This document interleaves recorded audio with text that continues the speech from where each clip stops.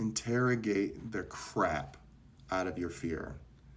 I heard this on one of the YouTube videos I watch. Her name is Waterstar Vibes. Go check her out. Awesome. But when I heard her say that, it just triggered something in me that made me realize that most people don't interrogate their fear.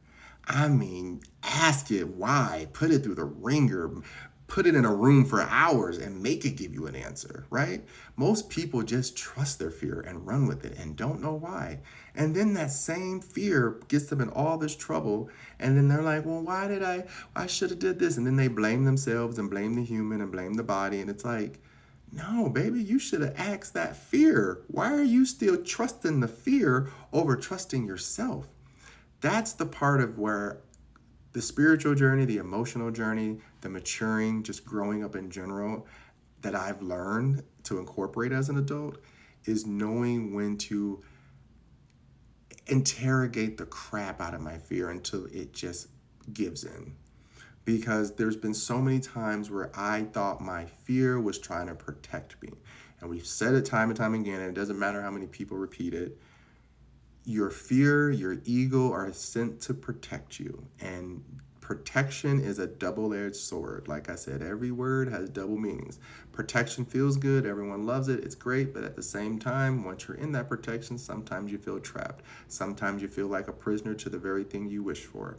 And so you have to remind yourself, this is what dualism is about. If you're in a state of dualism, you'll understand that polarity is always going to exist. But if you are dualistic in thought, then you are at the bridge and you remain in that space to know like, okay, I can be in both worlds at both times anytime I want. I can go on one or the other. It doesn't really matter. But the main thing is, if something's happening, do I interrogate it enough to say, I should be on that side right now? Because it could be like, go to that side really quick. Why? Because I need you to go to that side. Okay. Depending on the voice and the intensity of the voice, I know to trust it as my intuition. But if it's just standing there and it's like, you should go to the other side. Why? I don't know. I just feel like you should because this thing might happen. Okay, it could happen, but it's not happening. Okay, well, I can trust that fear and follow it, or I can stay where I'm at and find out. I don't think either one is wrong, but still ask the fear why it's existing is what my main point is. Because there is genuine fear that's there because of past experiences.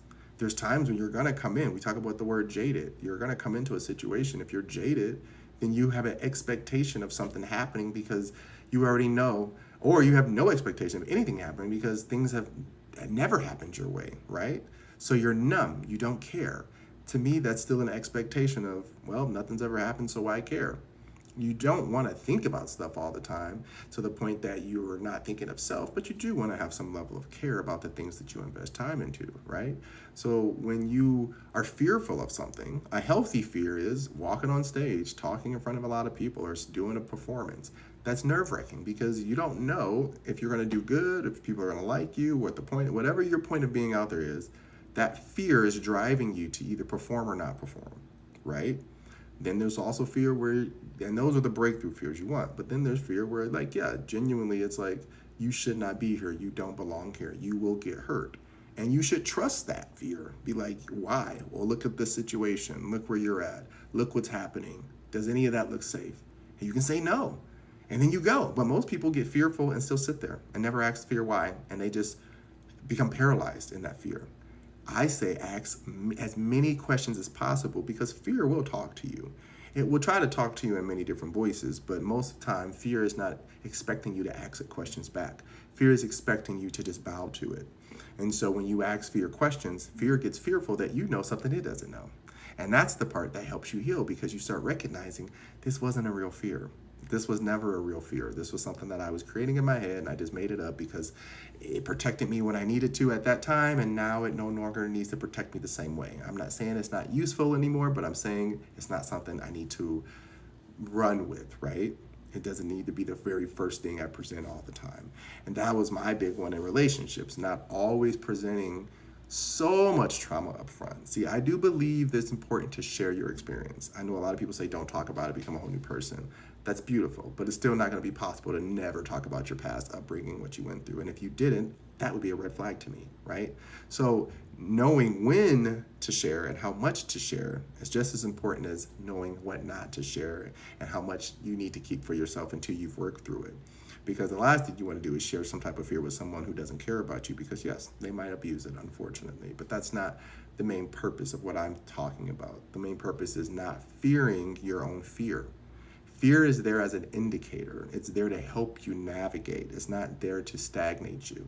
And most people have allowed it to stagnate itself because it's not communicating with fear. And so fear is just going to run the show how fear does. Just like in that movie with the In and Out 2, when anxiety took over. It's just doing what it does. It doesn't know that it's doing that. It's just doing what it's supposed to do because that's what it is.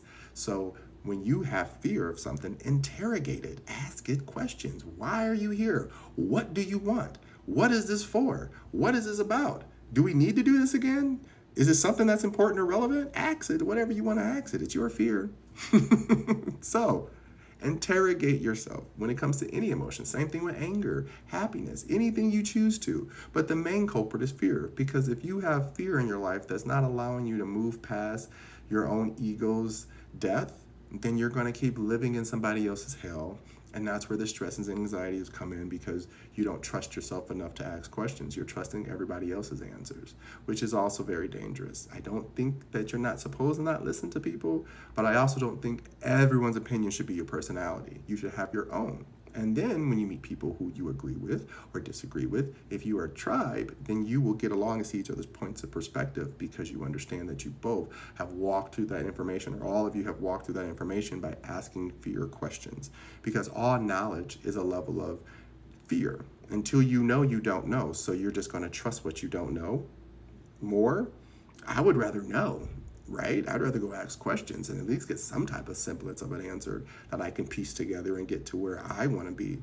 So ask as many questions as possible, interrogate the crap out of fear, know what you want, so that when decisions and situations happen that have fear as the front door, you'll know that you can trust it to walk through it, or know to turn around and go back the other way. So hope that makes sense. Love ya.